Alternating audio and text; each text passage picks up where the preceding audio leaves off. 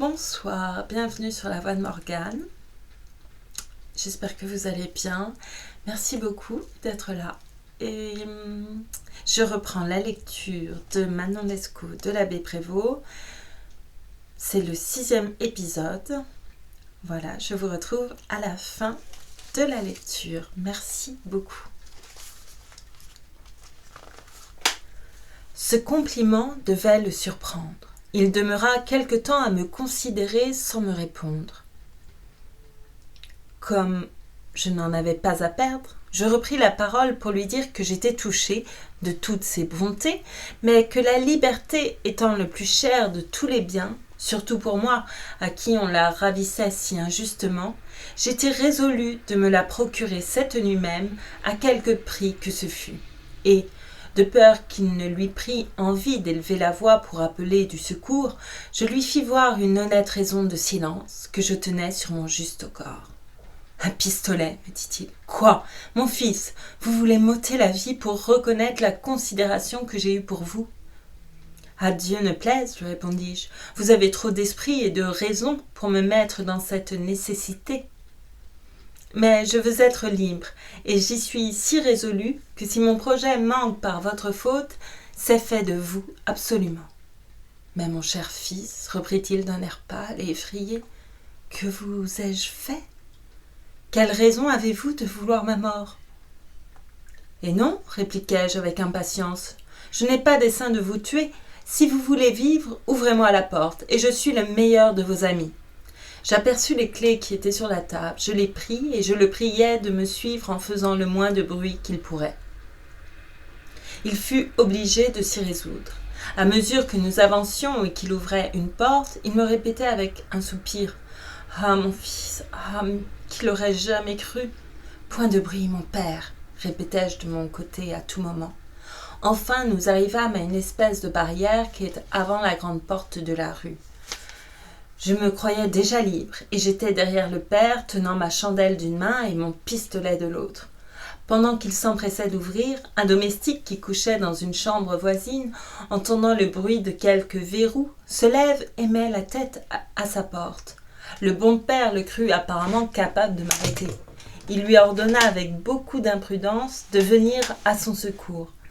C'était un puissant coquin qui s'élança sur moi sans balancer. Je ne le marchandai point, je lui lâchai le cou au milieu de la poitrine. « Voilà de quoi vous êtes cause, mon père, dis-je assez fièrement à mon guide, mais que cela ne vous empêche point d'achever, ajoutai-je en le poussant vers la dernière porte. Il n'osa refuser de l'ouvrir. Je sortis heureusement et je trouvai à 4 pas Lescaut qui m'attendait avec 2 amis, suivant sa promesse. Nous nous éloignâmes. Lescaut me demanda s'il n'avait pas entendu tirer un pistolet. « C'est votre faute, lui dis-je. Pourquoi me l'apportiez-vous chargé ?» Cependant, je le remerciai d'avoir eu cette précaution sans laquelle j'étais sans doute à Saint-Lazare pour longtemps. Nous allâmes passer la nuit chez un traiteur où je me remis un peu de la mauvaise chère que j'avais faite depuis près de 3 mois. Je ne pus néanmoins m'y livrer au plaisir. Je souffrais mortellement sans Manon. « Il faut la délivrer, dis-je à mes amis. Je n'ai souhaité la liberté que dans cette vue. Je vous demande le secours de votre adresse. Pour moi, j'y emploierai jusqu'à ma vie. » Lescaut, qui ne manquait pas d'esprit et de prudence, me représenta qu'il fallait aller bride en main, que mon évasion de Saint-Lazare et le malheur qui m'était arrivé en sortant causeraient infailliblement du bruit, que le lieutenant général de police me ferait chercher et qu'il avait le bras long. Enfin, que si je ne voulais pas être exposé à quelque chose de pis que Saint-Lazare, il était à propos de me tenir couvert et renfermé pendant quelques jours, pour laisser au premier feu de mes ennemis le temps de s'éteindre. Son conseil était sage, mais il aurait fallu l'être aussi pour le suivre. Tant de lenteur et de ménagement ne s'accordaient pas avec ma passion. Toute ma complaisance se réduisit à lui promettre que je passerais le jour suivant à dormir. Il m'enferma dans sa chambre où je demeurai jusqu'au soir. J'employais une partie de ce temps à former des projets et des expédients pour secourir Manon. J'étais bien persuadée que sa prison était encore plus impénétrable que n'avait été la mienne. Il n'était pas question de force et de violence, il fallait de l'artifice. mais la déesse même de l'invention n'aurait pas su par où commencer. J'y vis si peu de jours que je remis à considérer mieux les choses lorsque j'aurais pris quelques informations sur l'arrangement intérieur de l'hôpital. Aussitôt que la nuit m'eut rendu la liberté, je priai Lescaut de m'accompagner. Nous liâmes conversation avec un des portiers, qui nous parut homme de bon sens. Je feignis d'être un étranger qui avait entendu parler avec admiration de l'hôpital général et de l'ordre qui s'y observe. Je l'interrogeai sur les plus minces détails. Et, de circonstance en circonstance, nous tombâmes sur les administrateurs dont je le priais de m'apprendre les noms et les qualités. Les réponses qu'il me fit sur ce dernier article me firent naître une pensée dont je m'applaudis aussitôt et que je ne tardai point à mettre en œuvre. Je lui demandai, comme une chose essentielle à mon dessein, si ces messieurs avaient des enfants.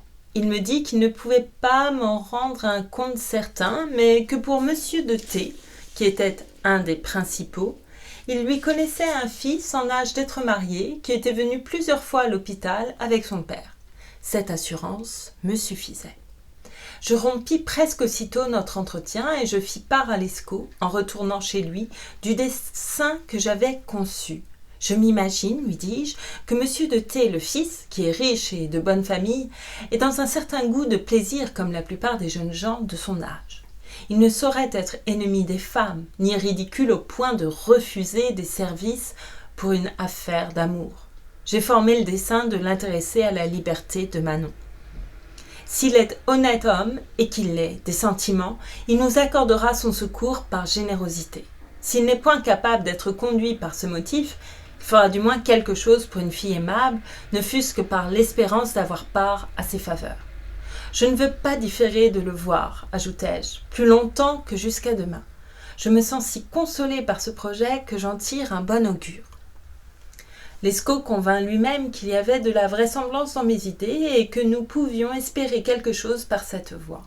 J'en passai la nuit moins tristement. Le matin étant venu, je m'habillai le plus proprement qu'il me fut possible dans l'état d'indigence où j'étais, et je me fis conduire dans un fiacre à la maison de monsieur de T. Il fut surpris de recevoir la visite d'un inconnu. J'augurais bien de sa physionomie et de ses civilités. Je m'expliquai naturellement avec lui, et pour échauffer ses sentiments naturels, je lui parlais de ma passion et du mérite de ma maîtresse comme de deux choses qui ne pouvaient être égalées que l'une par l'autre. Il me dit que, quoiqu'il eût jamais vu Manon, il avait entendu parler d'elle. Du moins, s'il s'agissait de celle qui avait été la maîtresse du vieux G.M. Je ne doutais point qu'il ne fût informé de la part que j'avais eue à cette aventure. Et, pour le gagner de plus en plus en me faisant un mérite de ma confiance, je lui racontais le détail de tout ce qui était arrivé à Manon et à moi. « Vous voyez, monsieur, continuai-je, que l'intérêt de ma vie et celui de mon cœur sont entre vos mains. L'un ne m'est pas plus cher que l'autre. Je n'ai point de réserve avec vous, parce que je suis informé de votre générosité et que la ressemblance de nos âges me fait espérer qu'il s'en trouvera quelqu'une dans nos inclinations. » Il parut fort sensible à cette marque d'ouverture et de candeur. Sa réponse fut celle d'un homme qui a du monde et des sentiments. Ce que le monde ne donne pas toujours et qu'il fait perdre souvent. Il me dit qu'il mettait ma visite au rang de ses bonnes fortunes, qu'il regarderait mon amitié comme une de ses plus heureuses acquisitions et qu'il s'efforcerait de la mériter par l'ardeur de ses services. Il ne promit pas de me rendre Manon, parce qu'il n'avait, me dit-il, qu'un crédit médiocre et mal assuré, mais il m'offrit de me procurer le plaisir de la voir et de faire tout ce qui serait en sa puissance pour la remettre entre mes bras. Je fus plus satisfait de cette incertitude de son crédit que je ne l'aurais été d'une pleine assurance de remplir tous mes désirs. Je trouvais dans la modération de ses offres une marque de franchise dont je fus charmé. En un mot, je me promis tout de ses bons offices. La seule promesse de me faire voir Manon m'aurait fait tout entreprendre pour lui. Je lui marquai quelque chose de ses sentiments d'une manière qui le persuada aussi que je n'étais pas d'un mauvais naturel. Nous nous embrassâmes avec tendresse et nous devînmes amis, sans autre raison que la bonté de nos cœurs et une simple disposition qui porte un homme tendre et généreux à aimer un autre homme qui lui ressemble. Il poussa les marques de son estime bien plus loin, car, ayant combiné mes aventures et jugeant qu'en sortant de Saint-Lazare je ne devais pas me trouver à mon aise, il m'offrit sa bourse et me pressa de l'accepter. Je ne l'acceptai point, mais je lui dis « C'est trop, mon cher monsieur. Si avec tant de bonté et d'amitié vous me faites revoir ma chère Manon, je vous suis attachée pour toute ma vie. Si vous me rendez tout à fait cette créature, je ne croirais pas être quitte en versant tout mon sang pour vous servir. » Nous ne nous séparâmes qu'après être convenus du temps et du lieu où nous devions nous retrouver. Il eut la complaisance de ne pas me remettre plus loin que l'après-midi du même jour. Je l'attendis dans un café où il vint me rejoindre vers les 4 heures et nous prîmes ensemble le chemin de l'hôpital. Mes genoux étaient tremblants en traversant les cours. Puissance d'amour, dis-je, je reverrai donc l'idole de mon cœur, l'objet de tant de pleurs et d'inquiétudes. Ciel, conservez-moi assez de vie pour aller jusqu'à elle et disposer après cela de ma fortune et de mes jours. Je n'ai plus d'autre grâce à vous demander. Monsieur de T parla à quelques concierges de la maison qui s'empressèrent de lui offrir tout ce qui dépendait d'eux pour sa satisfaction. Il se fit montrer le quartier où Manon avait sa chambre et l'on y conduisit avec une clé d'une grandeur effroyable qui servit à ouvrir sa porte. Je demandai au valet qui nous menait, et qui était celui qu'on avait chargé du soin de la servir, de quelle manière elle avait passé le temps dans cette demeure. Il nous dit que c'était une douceur angélique, qu'il n'avait jamais reçu d'elle un mot de dureté, qu'elle avait versé continuellement des larmes pendant les 6 premières semaines après son arrivée, mais que, depuis quelque temps, elle paraissait prendre son malheur avec plus de patience, et qu'elle était occupée à coudre du matin jusqu'au soir, à la réserve de quelques heures qu'elle employait à la lecture. Je lui demandai encore si elle avait été entretenue proprement. Il m'assura que le nécessaire, du moins, ne lui avait jamais manqué. Nous approchâmes de sa porte. Mon cœur battait violemment. Je dis à M. de T « Entrez seule et prévenez-la sur ma visite, car j'appréhende qu'elle ne soit trop saisie en me voyant tout d'un coup. » La porte nous fut ouverte. Je demeurai dans la galerie. J'entendis néanmoins leur discours. Il lui dit qu'il venait lui apporter un peu de consolation, qu'il était de mes amis et qu'il prenait beaucoup d'intérêt à notre bonheur. Elle lui demanda avec le plus vif empressement si elle apprendrait de lui ce que j'étais devenue. Il lui promit de m'amener à ses pieds, aussi tendre, aussi fidèle qu'elle pouvait le désirer. « Quand ?» reprit-elle.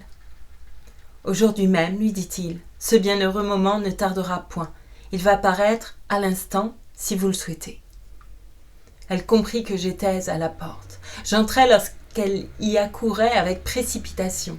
Nous nous embrassâmes avec cette effusion de tendresse qu'une absence de 3 mois fait trouver si charmante à de parfaits amants. Nos soupirs, nos exclamations interrompues, 1000 noms d'amour répétés languissamment de part et d'autre, formèrent pendant un quart d'heure une scène qui attendrissait Monsieur de T. « Je vous porte envie, me dit-il en nous faisant asseoir. Il n'y a point de sort glorieux auquel je ne préférasse une maîtresse si belle et si passionnée. Aussi mépriserais-je tous les empires du monde, lui répondis-je, pour m'assurer le bonheur d'être aimé d'elle.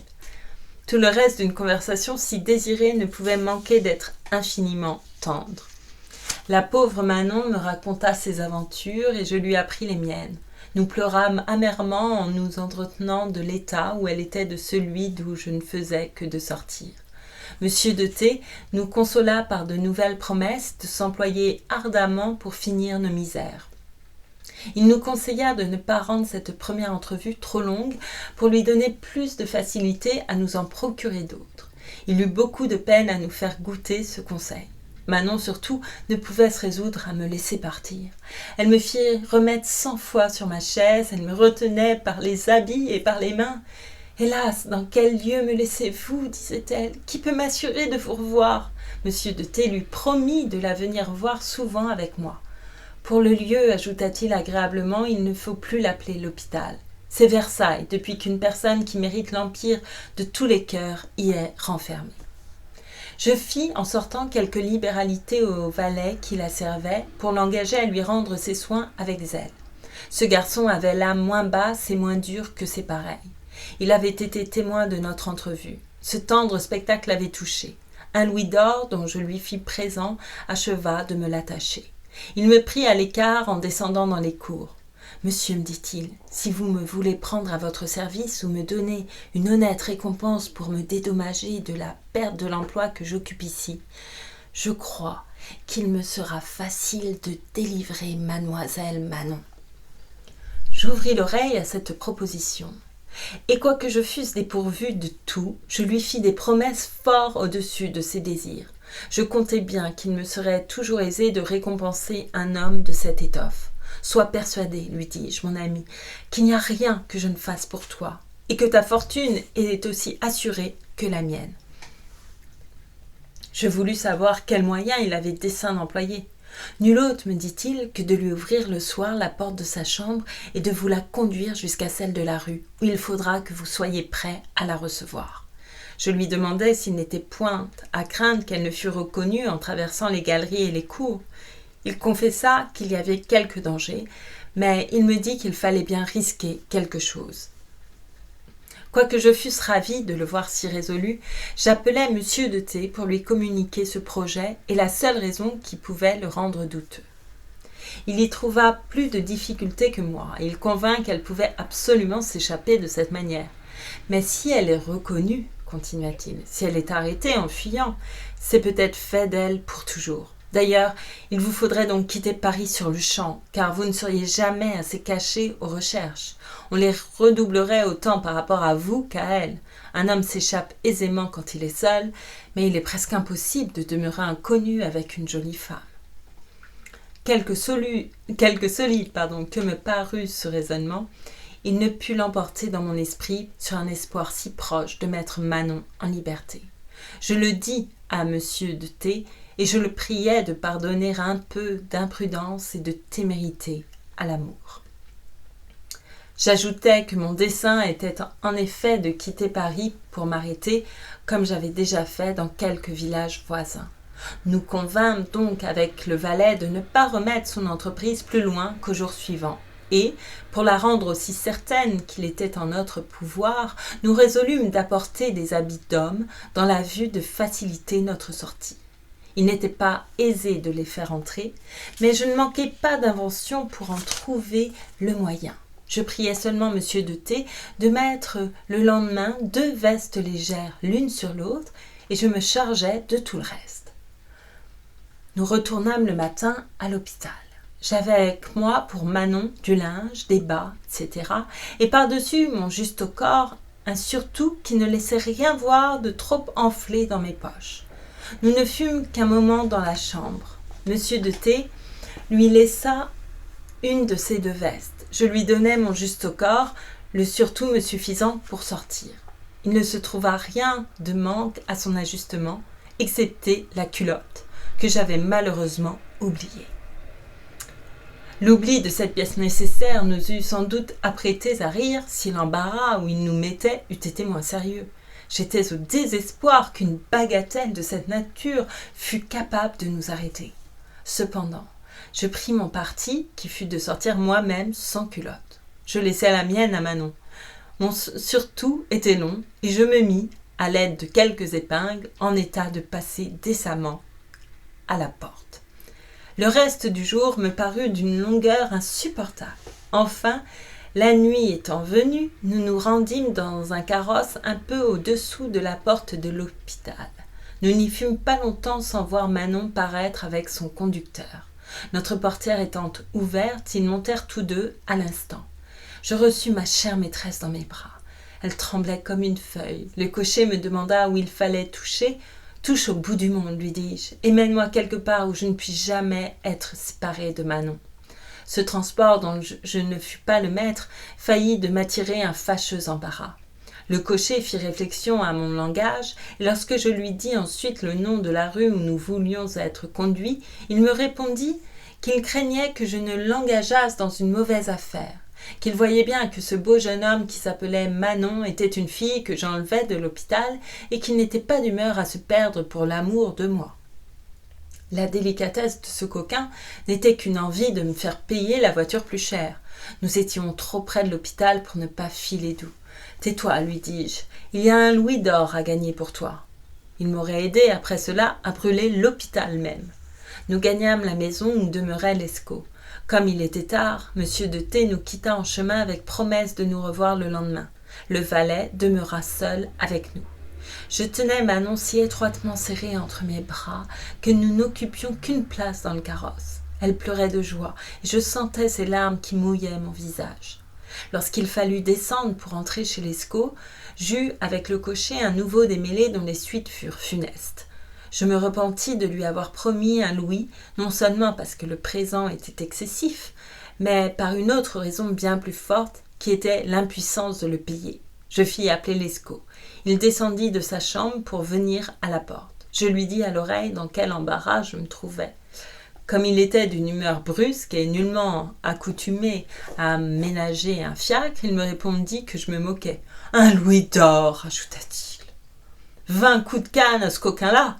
J'eus beau lui représenter doucement qu'il allait nous perdre, il m'arracha ma canne avec l'air d'en vouloir maltraiter le cocher. Celui-ci, à qui il était peut-être arrivé de tomber quelquefois sous la main d'un garde du corps ou d'un mousquetaire, s'enfuit de peur avec son carrosse en criant que je l'avais trompé, mais que j'aurais de ses nouvelles. Je lui répétais inutilement d'arrêter. Sa fuite me causa une extrême inquiétude. Je ne doutais point qu'il n'avertît le commissaire. « Vous me perdez, dis-je à Lescaut. Je ne serai pas en sûreté chez vous. Il faut nous éloigner dans le moment. » Je prêtai le bras à Manon pour marcher, et nous sortîmes promptement de cette dangereuse rue. Lescaut nous tint compagnie. Le chevalier des Grieux ayant employé plus d'une heure à ce récit, je le priai de prendre un peu de relâche et de nous tenir compagnie à souper. Notre attention lui fit juger que nous l'avions écouté avec plaisir. Il nous assura que nous trouverions quelque chose encore de plus intéressant dans la suite de son histoire, et lorsque nous eûmes fini de souper, il continua dans ces termes. Fin de la première partie.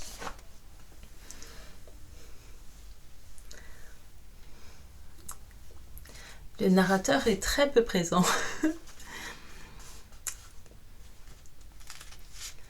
Enfin, le premier narrateur, puisqu'après ça devient le chevalier. Seconde partie. C'est quelque chose d'admirable que la manière dont la Providence enchaîne les événements. À peine avions-nous marché 5 ou 6 minutes qu'un homme dont je ne découvris point le visage reconnut Lescaut. Il le cherchait sans doute aux environs de chez lui avec le malheureux dessein qu'il exécuta. « C'est Lescaut, dit-il en lui lâchant un coup de pistolet. Il ira souper ce soir avec les anges. » Il se déroba aussitôt. Lescaut tomba sans le moindre mouvement de vie. Je pressai Manon de fuir, car nos secours étaient inutiles à un cadavre, et je craignais d'être arrêté par le guet, qui ne pouvait tarder à paraître. J'enfilai avec elle et le valet la première petite rue qui croisait. Elle était si éperdue que j'avais de la peine à la soutenir. Enfin, j'aperçus un fiacre au bout de la rue. Nous y montâmes. Mais lorsque le cocher me demanda où il fallait nous conduire, je fus embarrassée à lui répondre. Je n'avais point d'asile assuré, ni d'amis de confiance à qui j'osasse avoir recours. J'étais sans argent, n'ayant guère plus d'une demi-pistole dans ma bourse. La frayeur et la fatigue avaient tellement incommodé Manon qu'elle était à demi pâmée près de moi. J'avais d'ailleurs l'imagination remplie du meurtre de Lescaut, et je n'étais pas encore sans appréhension de la part du guet. Quel parti prendre? Je me souvins heureusement de l'auberge de Chaillot, où j'avais passé quelques jours avec Manon lorsque nous étions allés dans ce village pour y demeurer. J'espérais non seulement y être en sûreté, mais y pouvoir vivre quelque temps sans être pressé de payer. « Mène-nous à Chaillot, dis-je au cocher. Il refusa d'y aller si tard à moins d'une pistole, autre sujet d'embarras. Enfin, nous convînmes de 6 francs. C'était toute la somme qui restait dans ma bourse. Je consolais Manon en avançant, mais, au fond, j'avais le désespoir dans le cœur. Je me serais donné 1000 fois la mort si je n'eusse pas eu dans mes bras le seul bien qui m'attachait à la vie. Cette seule pensée me remettait. Je la tiens du moins, me disais-je. Elle m'aime, elle est à moi. Tiberge a beau dire, ce n'est pas là un fantôme de bonheur. Je verrais périr tout l'univers sans y prendre intérêt. Pourquoi ? Parce que je n'ai plus d'affection du reste. Ce sentiment était vrai. Cependant, dans le temps que je faisais si peu de cas des biens du monde, je sentais que j'aurais eu besoin d'en avoir du moins une petite partie pour mépriser encore plus souverainement tout le reste. L'amour est plus fort que l'abondance, plus fort que les trésors et les richesses. Mais il a besoin de leur secours, et rien n'est plus désespérant pour un amant délicat que de se voir ramené par là, malgré lui, à la grossièreté des âmes les plus basses. Il était 11 heures quand nous arrivâmes à Chaillot. Nous fûmes reçus à l'auberge comme des personnes de connaissance. On ne fut pas surpris de voir Manon en habit d'homme, parce qu'on est accoutumé, à Paris et aux environs, de voir prendre aux femmes toutes sortes de formes. Je la fis servir aussi proprement que si j'eusse été dans la meilleure fortune. Elle ignorait que je fusse mal en argent. Je me gardais bien de lui en rien apprendre, étant résolue de retourner seule à Paris le lendemain pour chercher quelque remède à cette fâcheuse espèce de maladie. Elle me parut pâle et maigre en soupant. Je ne m'en étais point aperçue à l'hôpital parce que la chambre où je l'avais vue n'était pas des plus claires. Je lui demandai si ce n'était point encore un effet de la frayeur qu'elle avait eue en voyant assassiner son frère. Elle m'assura que, quelque touchée qu'elle fût de cet accident, sa pâleur ne venait que d'avoir essuyé pendant 3 mois mon absence. « Tu m'aimes donc extrêmement, lui répondis-je. « 1000 fois plus que je ne puis dire, reprit-elle. Tu ne me quitteras donc plus jamais, ajoutai-je. Non, jamais, répliqua-t-elle. Cette assurance fut confirmée par tant de caresses et de serments qu'il me parut impossible en effet qu'elle pût jamais les oublier. J'ai toujours été persuadée qu'elle était sincère. Quelle raison aurait-elle eu de se contrefaire jusqu'à ce point ? Mais elle était encore plus volage, ou plutôt elle n'était plus rien, et elle ne se reconnaissait pas elle-même lorsque, ayant devant les yeux des femmes qui vivaient dans l'abondance, elle se trouvait dans la pauvreté et dans le besoin. J'étais à la veille d'en avoir une dernière preuve, qui a surpassé toutes les autres, et qui a produit la plus étrange aventure qui soit jamais arrivée à un homme de ma naissance et de ma fortune. Comme je la connaissais de cette humeur, je me hâtais le lendemain d'aller à Paris. La mort de son frère et la nécessité d'avoir du linge et des habits pour elle et pour moi étaient de si bonnes raisons que je n'eus pas besoin de prétexte. Je sortis de l'auberge avec le dessein, dis-je à Manon et à mon hôte, de prendre un carrosse de louage. Mais c'était une gasconnade, la nécessité m'obligeant d'aller à pied. Je marchai fort vite jusqu'au cours de Rennes, où j'avais dessein de m'arrêter. Il fallait bien prendre un moment de solitude et de tranquillité pour m'arranger et prévoir ce que j'allais faire à Paris. Je m'assis sur l'herbe. J'entrai dans une mer de raisonnements et de réflexions qui se réduisirent peu à peu à 3 principaux articles. J'avais besoin d'un prompt secours pour un nombre infini de nécessités présentes. J'avais à chercher quelque voie qui pût du moins m'ouvrir des espérances pour l'avenir et, ce qui n'était pas de moindre importance, j'avais des informations et des mesures à prendre pour la sûreté de Manon et pour la mienne. Après m'être épuisé en projets et en combinaisons sur ces 3 chefs, je jugeais encore à propos d'en retrancher les 2 derniers. Nous n'étions pas mal à couvert dans une chambre de Chaillot, et pour les besoins futurs, je crus qu'il serait temps d'y penser lorsque j'aurais satisfait au présent. Il était donc question de remplir actuellement ma bourse. Monsieur de T m'avait offert généreusement la sienne, mais j'avais une extrême répugnance à le remettre moi-même sur cette matière. Quel personnage que d'aller exposer sa misère à un étranger et de le prier de nous faire part de son bien.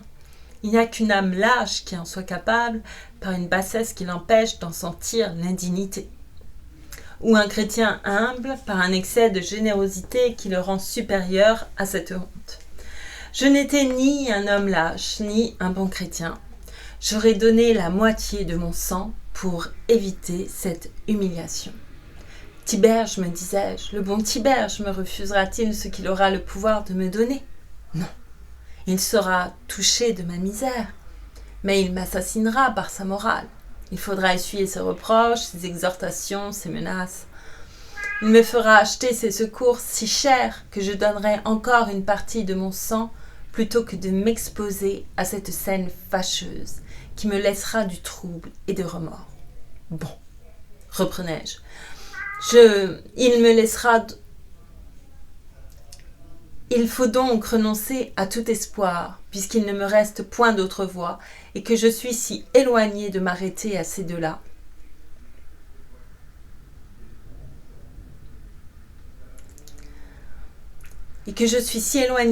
Pardon, je reprends la phrase juste avant. Bon, reprenais-je. Il faut donc renoncer à tout espoir, puisqu'il ne me reste point d'autre. Je vais reprendre juste un peu avant, je crois que j'ai raté une ligne, excusez-moi. Il me fera acheter ses secours si chers que je donnerai encore une partie de mon sang plutôt que de m'exposer à cette scène fâcheuse qui me laissera du trouble et des remords. Bon, reprenais-je, il faut donc renoncer à tout espoir, puisqu'il ne me reste point d'autre voie et que je suis si éloignée de m'arrêter à ces deux-là que je verserai plus volontiers la moitié de mon sang que d'en prendre une, c'est-à-dire tout mon sang plutôt que de les prendre toutes deux. Oui, mon sang tout entier, ajoutai-je après une réflexion d'un moment. Je le donnerais plus volontiers, sans doute, que de me réduire à de basses supplications. Mais il s'agit bien ici de mon sang. Il s'agit de la vie et de l'entretien de Manon. Il s'agit de son amour et de sa fidélité. Qu'ai-je à mettre en balance avec elle ? Je n'y ai rien mis jusqu'à présent. Elle me tient lieu de gloire, de bonheur et de fortune. Il y a bien des choses sans doute que je donnerais ma vie pour obtenir ou pour éviter. Mais estimer une chose plus que ma vie n'est pas une raison pour l'estimer autant que Manon. Je ne fus pas longtemps à me déterminer après ce raisonnement. Je continuai mon chemin, résolu d'aller d'abord chez Tiberge et de là chez M. de T. En entrant à Paris, je pris un fiacre, quoique je n'eusse pas de quoi le payer. Je comptais sur les secours que j'allais solliciter. Je me fis conduire au Luxembourg, d'où j'envoyai avertir Tiberge que j'étais à l'attendre. Il satisfit mon impatience par sa promptitude. Je lui appris l'extrémité de mes besoins sans nul détour. Il me demanda si les 100 pistoles que je lui avais rendues me suffiraient. Et, sans m'opposer un seul mot de difficulté, il me les alla chercher dans le moment, avec cet air ouvert et ce plaisir à donner qui n'est connu que de l'amour et de la véritable amitié. Quoique je n'eusse pas eu le moindre doute du succès de ma demande, je fus surpris de l'avoir obtenue à si bon marché, c'est-à-dire sans qu'il m'eût querellé sur mon impénitence. Mais je me trompais, en me croyant tout à fait quitte de ses reproches, car lorsqu'il eut achevé de me compter son argent et que je me préparais à le quitter, il me pria de faire avec lui un tour d'allée. Je ne lui avais point parlé de Manon, il ignorait qu'elle fût en liberté.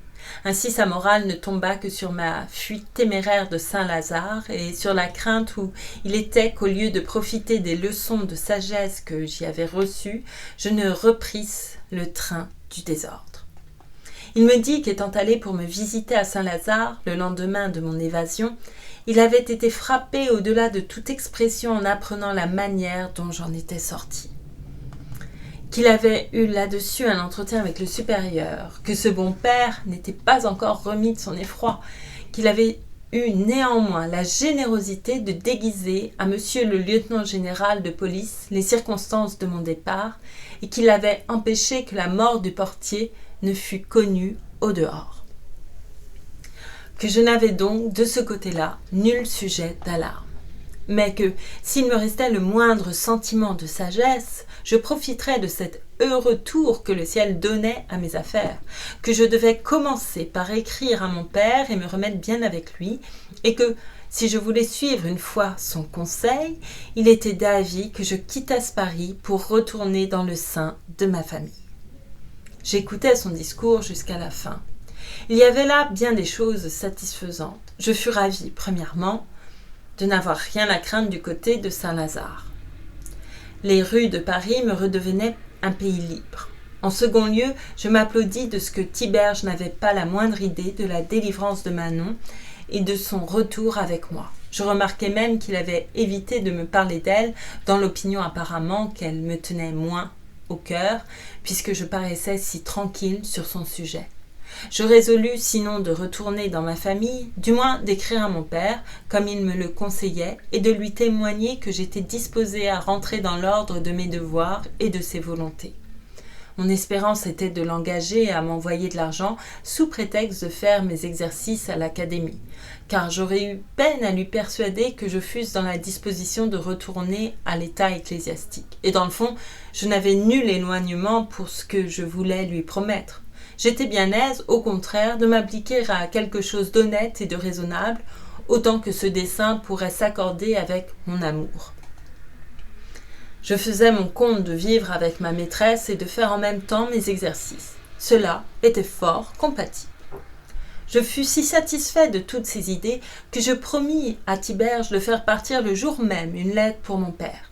J'entrai effectivement dans un bureau d'écriture en le quittant, et j'écrivis d'une manière si tendre et si soumise qu'en relisant ma lettre, je me flattais d'obtenir quelque chose du cœur paternel. Quoique je fusse en état de prendre et de payer un fiacre après avoir quitté Tiberge, je me fis un plaisir de marcher fièrement à pied en allant chez M. de T. Je trouvais de la joie dans cet exercice de ma liberté, pour laquelle mon ami m'avait assuré qu'il ne me restait rien à craindre. Cependant, il me revint tout à coup à l'esprit que ces assurances ne regardaient que Saint-Lazare, et que j'avais, outre cela, l'affaire de l'hôpital sur les bras, sans compter la mort de Lescaut dans laquelle j'étais mêlée, du moins comme témoin. Ce souvenir m'effraya si vivement que je me retirai dans la première allée, d'où je fis appeler un fiacre. J'allai droit chez M. de T., que je fis rire de ma frayeur. Elle me parut risible à moi-même lorsqu'il m'eut appris que je n'avais rien à craindre du côté de l'hôpital ni de celui de Lescaut. Il me dit que dans la pensée qu'on pourrait le soupçonner d'avoir eu part à l'enlèvement de Manon, il était allé le matin à l'hôpital et qu'il avait demandé à la voir en feignant d'ignorer ce qui était arrivé. Qu'on était si éloigné de nous accuser, ou lui ou moi, qu'on s'était empressé au contraire de lui apprendre cette aventure comme une étrange nouvelle, et qu'on admirait qu'une fille aussi jolie que Manon Lescaut eût pris le parti de fuir avec un valet, qu'il s'était contenté de répondre froidement qu'il n'en était pas surpris, et qu'on fait tout pour la liberté. Voilà, c'est la fin de cette partie. Je suis désolée pour cette interruption très notable. Il y a 2 pages ou 3 pages. Vous avez entendu un chat miauler. C'est mon chat qui miaulait à la porte et elle m'a totalement déconcentrée. Voilà. J'imagine que les personnes qui vivent avec des animaux comprendront. Les autres, peut-être moins. Voilà. Je vous remercie beaucoup, beaucoup pour votre écoute, pour votre tolérance. Et j'espère que cette lecture vous aura plu malgré tout. Je vous dis à très bientôt. Prenez soin de vous. Et merci encore. N'hésitez pas, j'oubliais le petit laïus. N'hésitez pas si vous avez envie d'aimer cette vidéo ou de la partager. Ça me fera énormément plaisir. Je vous remercie beaucoup. À très bientôt.